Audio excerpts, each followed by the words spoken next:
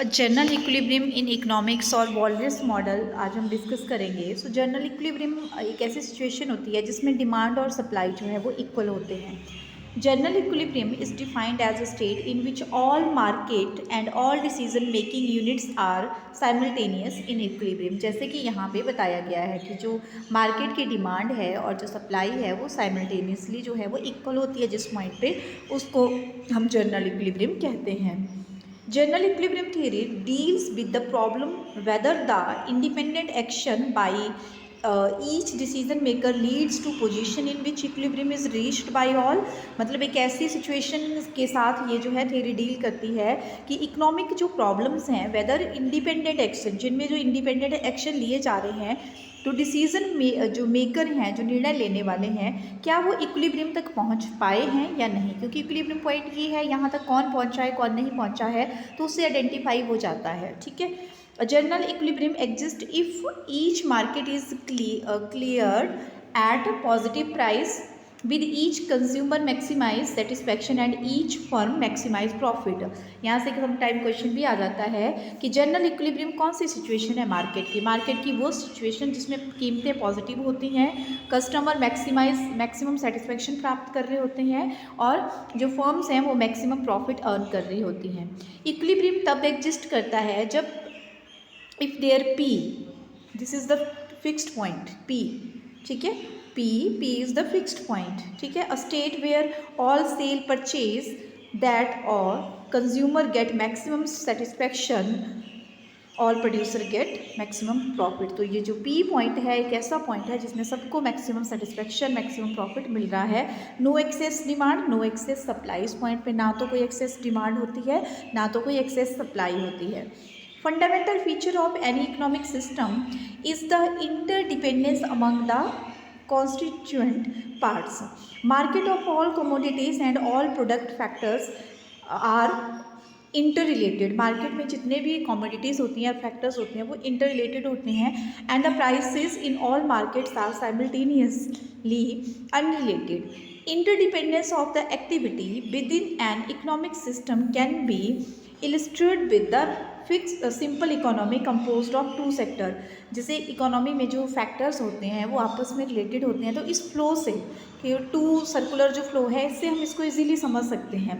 और इसमें एजम्पशंस रहती हैं, जो प्रोडक्शन है take place in the business sector, ठीक है, बिजनेस सेक्टर के द्वारा किया जाता है। All forms of the production are owned by the household, all factors are fully employed, all incomes are spend. The economic activity in the system take the form of two flows between the consumer real and consumer sector, ठीक है, और business sector. एक ही house hold sector को consumer sector बोलेंगे और firm को जो है बिजनेस सेक्टर बोलेंगे। रियल फ्लो क्या होता है? Exchange of goods and services and factors of production. मतलब मनी नहीं जा रही है, एक तरफ से जो है उत्पादन के साधन जा रहे हैं और दूसरी तरफ जो है उत्पादन करने के लिए सेवाएं जा रही हैं। यहाँ से देखो ये फैक्टर सर्विसेज जा रही है और ये कमोडिटीज़ उत्पादित होकर यहाँ हाउस होल्ड सेक्टर में आ रही है।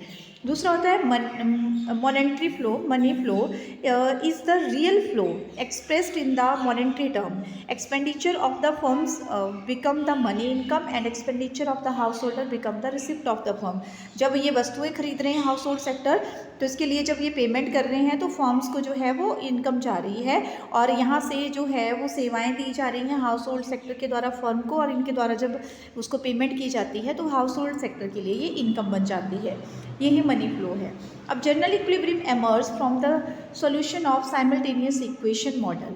साइमल्टेनियस जो इक्वेशन मॉडल है उससे जो है वो इक्विलिब्रियम जो है वो एमर्ज हुआ है of millions of equation and millions of unknowns.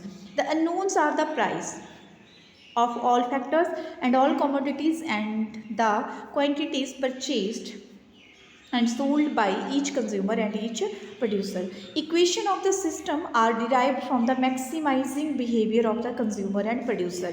जैसे कि in principle a simultaneous equation system has a solution if the number of dependent equation is equal to the number of unknowns। ठीक है, जो quantity है, ठीक है, जैसे हमने बोला ना कि यहाँ पे जो अननोन इक्वेशन क्या है, प्राइस है ना, और क्वांटिटी क्या है हमारे पास, नोन है।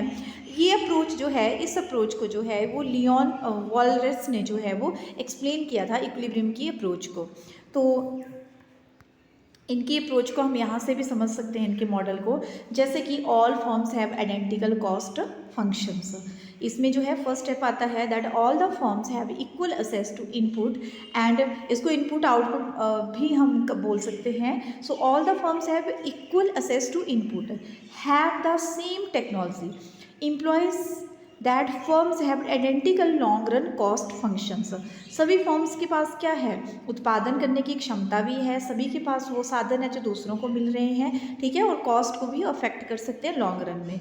दूसरा है full employment, all resources in the economy are fully utilized. तो ये जो है ये इनकी अजम्पशन है। और दूसरा है परफेक्ट कंपटीशन, मार्केट में परफेक्ट कंपटीशन होता है, कोई भी फ्रीली एंटर कर सकता है, कोई भी फ्रीली एग्जिट कर सकता है। दूसरा यहाँ पे जो है ये एक आता है कांस्टेंट रिटर्न टू स्केल, ठीक है, इसमें जो an increase in input result in proportional increase in output. और उसके बाद test preferences and habits of the consumer constant and perfect mobility of factors होती है। उसके बाद वॉलरियस मॉडल की अगर हम बात करें तो there are many markets as there are commodities and factor of production and millions of simultaneous equation defines the unknown of the model।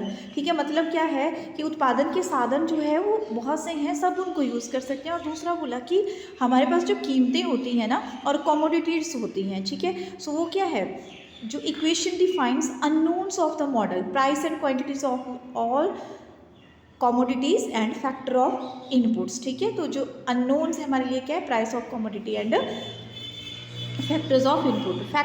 Behavior of each individual decision maker is presented as a set of equation। जो individual का behaviour है उसको कैसे हम explain करेंगे, एक equation के set में। Like each consumer has to double role, he buys commodities and sell services of the factor of the firms.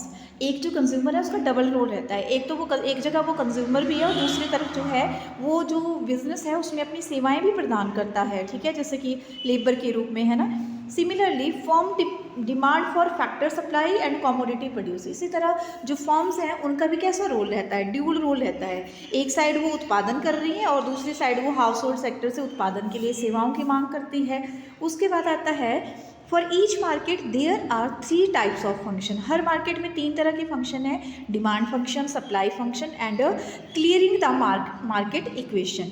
उसके बाद a necessary condition for the existence of general equilibrium is that. General equilibrium के लिए necessary condition कौन सी आती है कि there must be in the system, ठीक है, and many independent equations as the number of unknowns.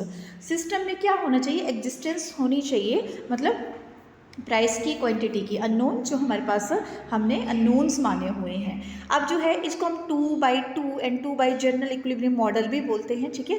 तो 2/2 ठीक है, क्योंकि इसमें क्या है, प्राइस क्वांटिटी हो गया, कंज्यूमर ड्यूल रोल प्ले करता है, फॉर्म्स ड्यूल रोल प्ले करते हैं। सो अजम्पशन क्या है, an economy consist of 2 consumer A and B who own 2 factors of production K and L। These factors are used by 2 firms to produce the 2 commodities X and Y। Each firm produces 1 commodity and each consumer buys some quantity of goods।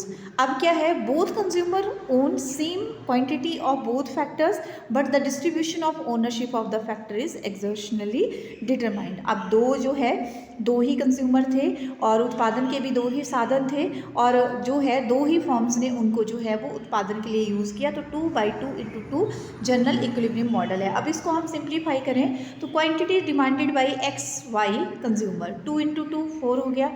Quantity supplied by K and L consumer, 2 × 2 4 हो गया। Quantity demanded by K and L by forms total, 2 × 2 4। अब क्या है, quantity of X and Y supplied by forms 2 थी, price जो है 2 था, price factors जो है वो 2 थे, तो टोटल नंबर हो गए हमारे पास अननोन्स के 18। To find these unknowns we have the following number of equation। Demand function of consumer 2 × 2 4 हो गया, सप्लाई फंक्शन भी 2 × 2 4 हो गया, इस तरह डिमांड फंक्शन ऑफ फैक्टर भी 2 × 2 4 हो गया, सप्लाई फंक्शन कमोडिटी 2 रही और मार्केट क्लियर करने की कमोडिटीज़ भी 2 रही। Clearing the market of factors 2 रही, तो टोटल नंबर ऑफ इक्वेशन फिर हमारे पास 18 आ गया, जो कि 18 एंड 18 जो है एक तरह से इक्विलिब्रियम में हमारे पास आ गया। नेचर ऑफ इक्विलिब्रियम की हम बात समझें तो 3 तरह का हमारे पास जो है वो नेचर ऑफ इक्विलिब्रियम में हमारे पास 3 तरह का इक्विलिब्रियम आएगा। एक है stable equilibrium. Tendency to equilibrium यहाँ पे जो है वो स्टेबल में क्या होता है, when any small disturbance put economy away from the equilibrium and other forces to re-establish to the initial point of equilibrium। तो इसको हम बोलेंगे स्टेबल इक्विलिब्रियम, क्योंकि इसमें क्या है कि एक छोटी सी जो है वो स्मॉल सी डिस्टर्बेंस भी हमें जो है इकोनॉमी के इक्विलिब्रियम से दूर कर देती है। उसके बाद इसमें टेंडेंसी टू इक्विलिब्रियम होती है, और इसमें जो है अनस्टेबल में क्या होता है कि unable to return to the equilibrium when any small disturbance put the economy away from the equilibrium and other forces further take the economy away। उसके बाद आता है neutral equilibrium, equilibrium at any point of displacement. इसमें क्या होता है कि when any small disturbance put neutral equilibrium में क्या होता है, equilibrium at any point displacement, इसमें क्या होता है कि डिस्प्लेसमेंट हो जाती है इक्विलिब्रियम पॉइंट की, लाइक देन इसमें क्या है, लाइक देखो when any small disturbance puts the economy away from the equilibrium and no force comes into play to re establish the economy to the initial point of equilibrium, the economy remains at the shifted and new equilibrium position for ever. ये जो है मैं इसको फिर से repeat कर रही हूँ, वॉलरेशियन मॉडल है, इसमें हमारे पास जो है जैसे हमने देखा कि इसमें 2/2 जनरल प्रॉब्लम को हमने देखा, तो बेसिकली इसमें हमारे पास जो है वो 18 फैक्टर्स आ रहे थे, किस तरह से हमने इसको मल्टीप्लाई किया, ठीक है। उसके बाद इसके हमने जो 3 जो है इक्विलिब्रियम की सिचुएशन होती है, स्टेबल अनस्टेबल, उनको देखा। अब existence, and uniqueness and stability and of an an equilibrium को हम देख लेते हैं कि existence, uniqueness and stability of an equilibrium. तो यूनिक स्टेबल इक्विलिब्रियम क्या होता है, the equilibrium is stable if the demand function cuts the supply function from the above. In this case an excess demand derives price up, ठीक है, कीमतों को जो है वो हाई कर देती है, वाइल एन एक्सेस सप्लाई जो है वो कीमतों को कम कर देती है। तो इसको हम बोलेंगे unique stable equilibrium. Unique unstable equilibrium क्या होता है, equilibrium is unstable if the demand function cuts the supply function from below। In this case an excess demand drives the price down and the excess supply drives the price up। ठीक है, इसमें क्या होता है कि उल्टा हो जाता है कि सप्लाई ज़्यादा हो जाए तो जो है कीमतें ज़्यादा हो जाएंगी और एक्सेस डिमांड जो है वो प्राइस को कम कर देती है।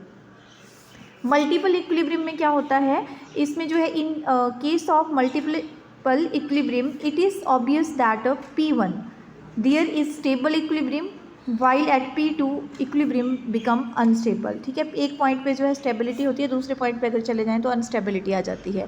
No equilibrium existence in figure, जैसे इसमें हमें देखने को मिल रहा है कि पॉजिटिव जो है equilibrium at a positive price does not exist because supply and demand curve does not intersect each other, और इसमें जो है हमारे पास इक्विलिब्रियम की एग्जिस्टेंस ही नहीं है। स्टेबल इक्विलिब्रियम इस तरह से रहता है और अनस्टेबल इक्विलिब्रियम जो है वो इस तरह से रहता है हमारे पास।